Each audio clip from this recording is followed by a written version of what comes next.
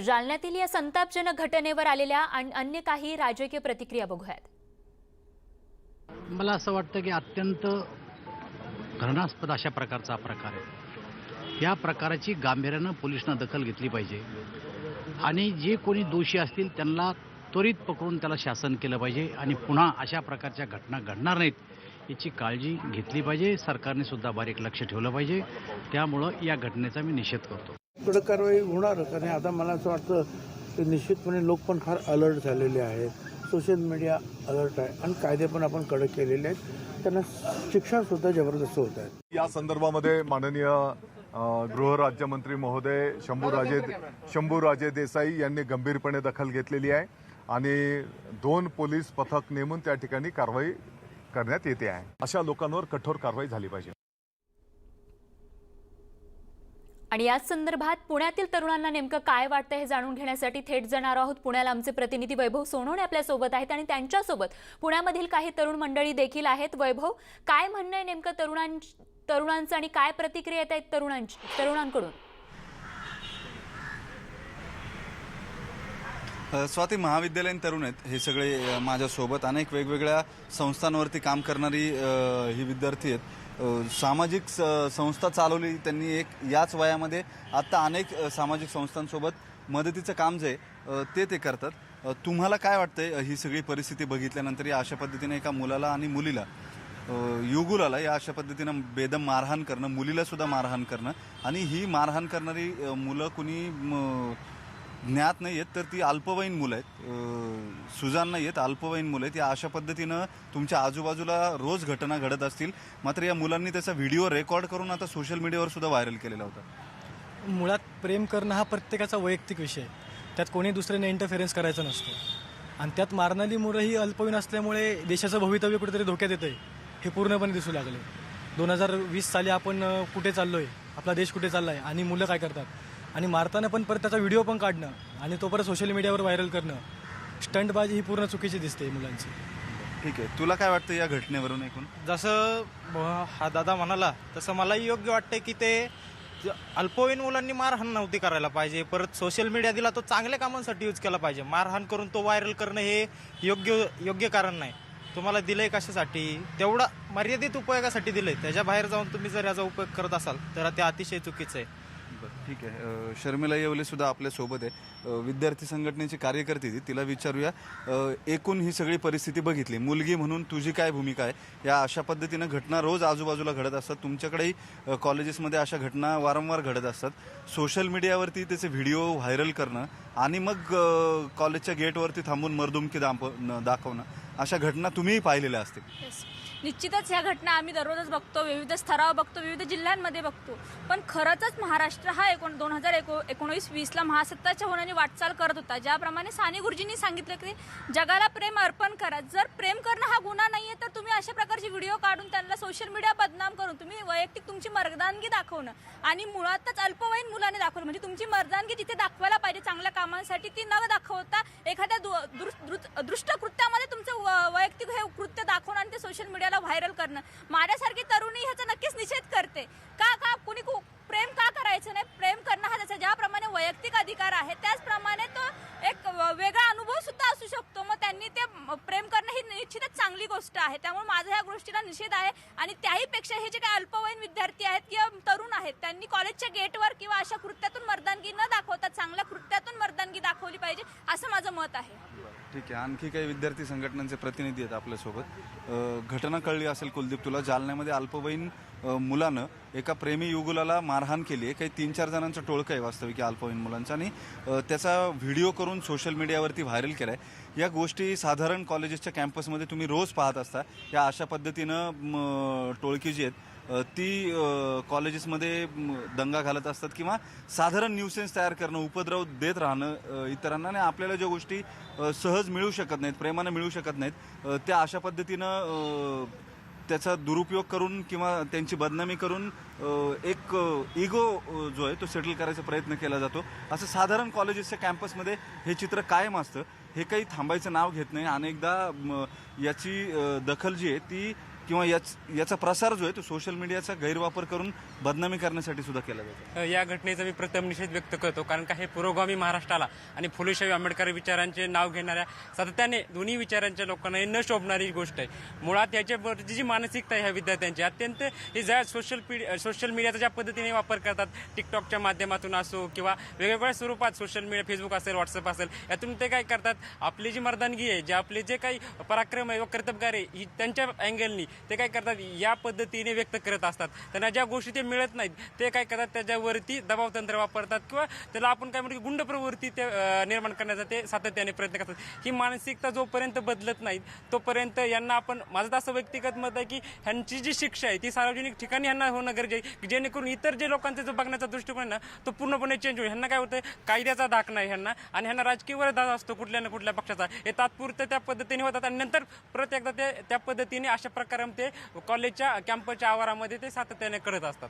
बरोबर आहे स्वाती. एकूण ही दहशत माजवण्याचे प्रकार आहेत. हे असे जे अल्पवयीन विद्यार्थी किंवा महाविद्यालयीन तरुण जे आहेत त्यांना एक स्वतःला या त्यांच्या विश्वामध्ये, महाविद्यालयीन विश्वामध्ये जागा तयार करायची असते. काही चांगल्या कामांनी जेव्हा ती जागा त्यांना तयार करता येत नाही किंवा तेवढी क्षमता नसते त्यावेळेस अशा पद्धतीची कृत्य करून त्यांना तातडीनं सगळ्यांचे लक्ष जे ते आपल्याकडे वेधून घ्यायचं असतं. असा एकूण हा सगळा प्रकार आहे आणि त्यातल्या त्यात अत्यंत दुर्दैवी आणि गंभीर गोष्ट आहे एका प्रेमी युगुलाला मारहाण करणं.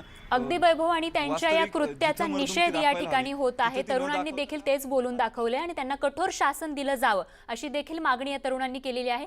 वैभव, असेच आपल्या सोबत राहा, कारण आणखीन एका महत्त्वाच्या बातमी संदर्भात आपल्याकडून माहिती हवी आहे आणि ही बातमी आहे कोरेगाव भीमा आयोगासंदर्भात. कोरेगाव भीमा आयोगानं कामकाज गुंडाळलंय. एक महत्त्वाची बातमी आपण पाहतोय. गेल्या सरकारनं भत्ते दिले नाहीत आणि कागदपत्र पुरवली नाहीत असा आरोप करत, खरं तर असं कारण सांगत या ठिकाणी आयोगानं आपलं कामकाज गुंडाळलेलं आहे. आपला संताप देखील त्यांनी व्यक्त करत ही संतप्त प्रतिक्रिया दिली आहे की गेल्या सरकारनं भत्ते दिले नाहीत तसंच कागदपत्र पुरवली नाहीत म्हणून आम्ही कामकाज गुंडाळत आहोत अशी प्रतिक्रिया देखील आयोगामार्फत देण्यात आली आहे. आणि याच संदर्भात पुन्हा एकदा वैभव सोनवणेंकडे आपण जाणार आहोत. वैभव, एकूणच आयोगाच्या भूमिकेसंदर्भात आपल्याकडे काय तपशील?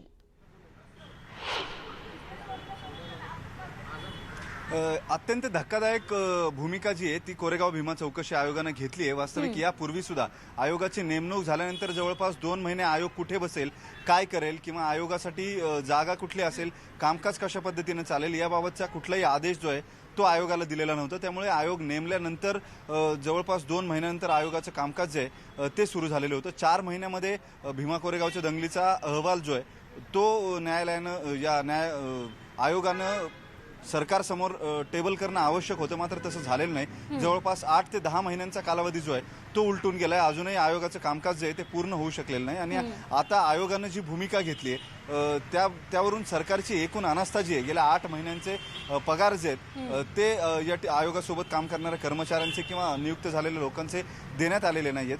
सरकारी अनास्था ही कशा पद्धतीने आणि कुठल्या स्तरावरती गेली हे समजू शकतं. महत्वाचं म्हणजे या आयोगाचे सदस्य जर बघितले तर निवृत्त न्यायाधीश, राज्याचे मुख्य सचिव राहिलेले मलिक हे सुद्धा या आयोगाचे सदस्य आहेत आणि ते असताना जर ही अशी लाल फिताशाहीमध्ये हा सगळा कारभार अडकत असेल, त्यांचे पगार दिले जात नसतील तर हे अत्यंत दुर्दैवी आहे. वास्तविक कोरेगाव भीमाची दंगल आणि त्या संदर्भातला नेमलेला आयोग हे अत्यंत गंभीर प्रकरण आहे. या सगळ्या प्रकरणावरून आधीच राज्यामध्ये हाहाकार उडालेला आहे. तपास जो आहे एल्गार परिषदेचा तो देण्यावरून राजकीय वादावादी जी आहे ती सुरू आहे. वितंडवाद सुरू आहे, खरा राजकीय वितंडवाद सुरू आहे. न्यायालयामध्ये खटले जे आहेत ते जातील आणि या अशा परिस्थितीमध्ये इतक्या संवेदनशील काळामध्ये सुद्धा जर खुद्द आयोगाला अशी भूमिका मांडावी लागत असेल की पगार दिला नसल्यामुळे आयोग कामकाज थांबवतोय तर ते अत्यंत धक्कादायक आहे आणि सरकारसाठी अत्यंत लांछनास्पद आहे. अगदी वैभव, स्वाती, आत्ताच्या सरकारकडून या संदर्भात काही प्रतिक्रिया आपल्यापर्यंत आली आहे? अजूनपर्यंत स्वाती या संदर्भातली भूमिका जी आहे ती स्पष्ट होऊ शकलेली नाही. मात्र गृहमंत्री आणि मुख्यमंत्री जे आहेत ते या संदर्भातली भूमिका स्पष्ट करू शकतील. हे सरकार म्हणून काम करणाऱ्या नेत्यांसाठी अत्यंत दुर्दैवी आहे हे त्यांनी समजून घेतलं पाहिजे. भीमा कोरेगावचा आयोग हा केवळ एक आयोग म्हणून त्याच्याकडे न पाहता एकूण ज्या पद्धतीनं ज्या गांभीर्याने या आयोगाची स्थापना झालेली होती. जे राजकीय रणकंदन राज्यामध्ये झालेलं होतं या दंगलीच्या पार्श्वभूमीवरती, या सगळ्या गोष्टींची संवेदनशीलता जी आहे, सेन्सिटिव्हिटी जी आहे, ती राज्य सरकारनं आणि काम करणाऱ्या नेत्यांनी जपणं गरजेचं आहे. जर या आयोगाच्या सदस्यांना त्यांचे पगार वेळेवर दिले जात असतील तर मला वाटतं यापेक्षा अजून लिथार्जी जी आहे ती सरकारमध्ये दुसरी कुठली असू शकत नाही. तातडीनं या आयोगाचे रखडलेले पैसे जे आहेत ते दिले गेले पाहिजेत, पगार जे आहेत ते दिले गेले पाहिजेत आणि आयोगाचं कामकाज जे आहे ते अत्यंत वेगानं चालवून आयोगाचा अहवाल जो आहे तो पटलावर मांडणं सगळ्यात जास्त गरजेचं आहे. कारण एकूण या दंगलीचा माधव राजकीय भंडारी भाजपचे प्रवक्ते, मुख्य प्रवक्ते देखील आपल्या सोबत आहेत. भंडारी सर, एकूणच आयोगाची ही भूमिका जी आहे त्याबद्दल आपली काय प्रतिक्रिया? असं आहे की नवं सरकार आल्यानंतर आता 3 महिन्यांनी आयोगाने ही भूमिका घेतली आहे. याचा अर्थ असा आहे की नव्या सरकारने या आयोगाला सहकार्य केलेलं नाही किंवा न करण्याची भूमिका घेतलेली असावी आणि त्यातली वस्तुस्थिती काय समोर आली पाहिजे. आणि विशेषतः या आयोगासमोर माजी मुख्यमंत्री देवेंद्रजी फडणवीस यांना बोलावण्याची मागणी काही मंडळी करत असताना या सरकारने मात्र आयोगच गुंडाळण्याची भूमिका घ्यावी हे विचित्र आहे. त्यामुळे या संदर्भामध्ये सरकारने स्पष्टता केली पाहिजे. सरकारने त्यांचं म्हणणं नेमकं काय याच्यामध्ये चालू आहे हे सांगितलं पाहिजे आणि आयोग अशा पद्धतीने का गुंडाळत आहेत हेही सांगितलं पाहिजे की आपल्याला सोयीचे निष्कर्ष निघत नाहीत म्हणून आयोग गुंडाळण्याच्या मागे आहेत. ज्या पद्धतीने सोयीचे निष्कर्ष निघत नाहीत म्हणून पोलीस चौकशी गुंडाळण्याच्या मागे हे सरकार लागलंय, तसंच आयोगाचंही चालू आहे. नाही भंडारी सर, आपण म्हणताय नव्या सरकारने सहकार्य केलं नसेल, पण या ठिकाणी आयोगाने संतप्त प्रतिक्रिया देखील दिली आहे की गेल्या सरकारनं भत्ते दिले नाहीत आणि कागदपत्र पुरवली नाहीत अशी प्रतिक्रिया आहे त्यांची आणि या कारणामुळे ते कामकाज गुंडाळतायत अशी माहिती आपल्या हाती आली आहे. असं आहे की मागचं सरकार जाऊन 3 महिने झाले. त्या काळामध्ये त्या काळातल्या सरकारने जर आयोगाला भत्ते दिले नाहीत किंवा कागदपत्र दिली नाहीत तर आयोगाने त्यावेळेला करायला हवं होतं. 3 महिने उलटून गेल्यानंतर नवं सरकार आल्यानंतर जेव्हा हे बोललं जात आहे तेव्हा त्याच्यामध्ये नेमकं तथ्य काय हे कसं करणार. त्यामुळे सरकारने भूमिका स्पष्ट केली पाहिजे. बरं, धन्यवाद भंडारीजी, आपण या संदर्भात प्रतिक्रिया दिली. तर माधव भंडारी भाजपचे मुख्य प्रवक्ते आपल्या सोबत होते आणि त्यांनी प्रतिक्रिया दिलेली आहे की नव्या सरकारने सहकार्य केलं नसेल असं ते म्हणतायत. मात्र आयोगाची जर आपण प्रतिक्रिया पाहिली तर आयोगानं मागच्या सरकारला, गेल्या सरकारनं भत्ते दिले नाहीत आणि कागदपत्र पुरवली नसल्याचा या ठिकाणी आरोप केलेला आहे असंच म्हणावं लागेल. त्यामुळे आता खरं काय हे पुढे येणं महत्त्वाचं. ब्रेकनंतर बुलेटिनमध्ये आपल्या सगळ्यांचं पुन्हा एकदा स्वागत. 2 लाखांवरील कर्जही माफ करण्याचा सरकारचा प्रयत्न आहे असं आज 2 मंत्र्यांनी सांगितलंय. यामध्ये उपमुख्यमंत्री आणि राज्याचे अर्थमंत्री अजित पवार तसंच राज्याचे कृषी मंत्री दादा भुसे यांनी याबाबत तसे संकेत दिलेत आणि यासाठी एक उपसमिती नेमली असल्याचं देखील ते म्हणालेत. आणि या उपसमितीच्या 2 बैठकाही झाल्यात. तर 15 दिवसात त्या समितीचा अहवाल येणार आहे. एकदा अहवाल आला की मंत्रिमंडळ निर्णय घेईल अशी प्रतिक्रिया भुसेंनी दिली आहे. 2 लाखाच्या वरचे जे शेतकरी आहेत त्यांच्याही बद्दल एक समिती आम्ही नेमलेली आहे. मीच त्या समितीचे अध्यक्ष आहे. त्याच्यामध्ये त्यांनाही काय मार्ग काढता येईल आणि वेळेमध्ये कर्जफेड करतायत. आता काही गावात मला लोक सांगतात की आम्ही वेळच बनलो. म्हणलं काय झालं? दरवर्षी आम्ही कर्ज फेडतो ना, आम्हाला काहीच नाही. जे फेडत नाही त्यालाच तुम्ही देता, हे बरं नाही. परंतु त्यांनाही दरवर्षी कर्ज फेडणाऱ्यांना पण काही ना काही देण्याची भूमिका ही निश्चितपणे राज्य सरकारची आहे.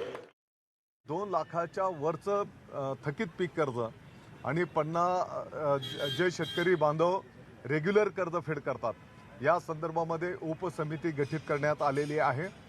माननीय उपमुख्यमंत्री महोदय अजितदादा पवार साहेब त्याचे अध्यक्ष आहेत. कृषी मंत्री या नात्याने मीही त्या समितीचा सदस्य आहे.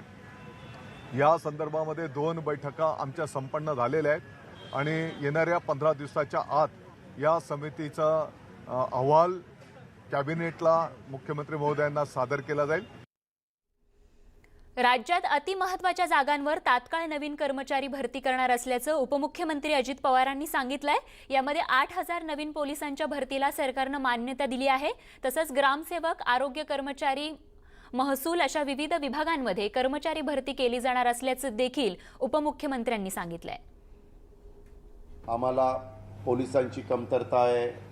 आमच्या भागामध्ये ग्रामसेवकांची कमतरता आहे, आमच्या भागामध्ये आरोग्य मध्ये काम करणाऱ्या नर्सेस किंवा डॉक्टरची कमतरता आहे, महसूल विभागामध्ये काही लोकांची कमतरता आहे. अशा वेगवेगळ्या ज्या अत्यावश्यक सेवा आपण म्हणू शकतो अशा प्रकारच्या अडचणी मांडण्याचं काम झालं.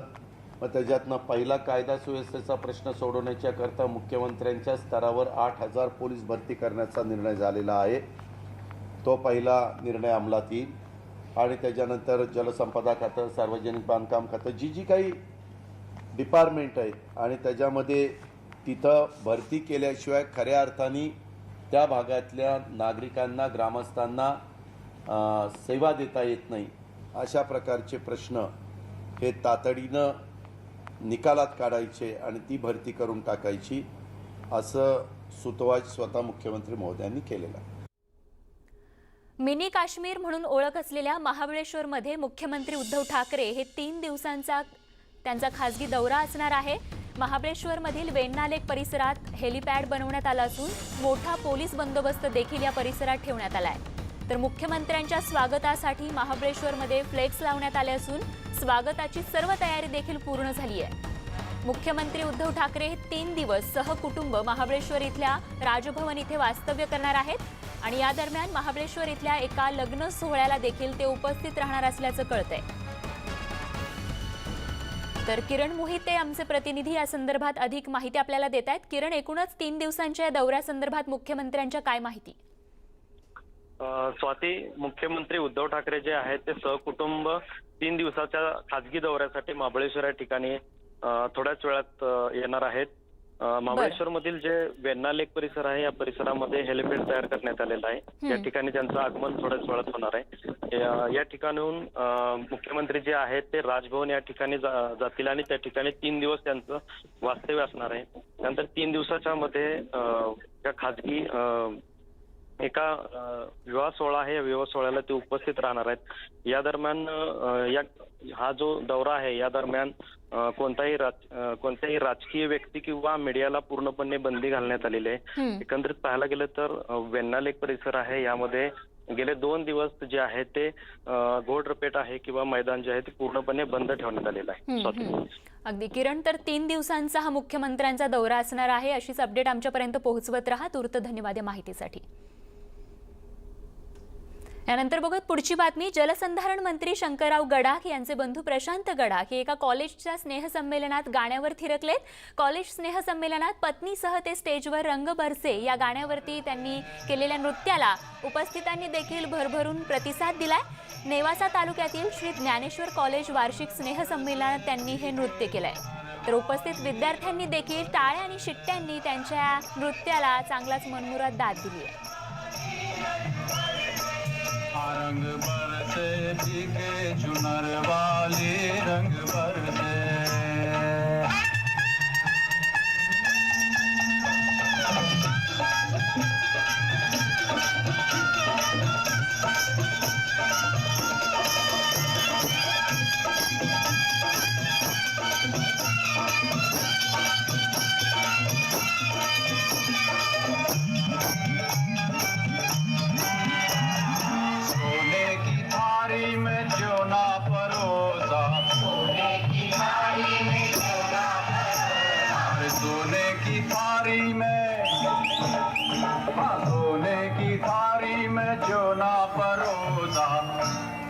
पर खाई गोरी का यार बलम रंग बरसे और रंग बरसे भीगे चुनर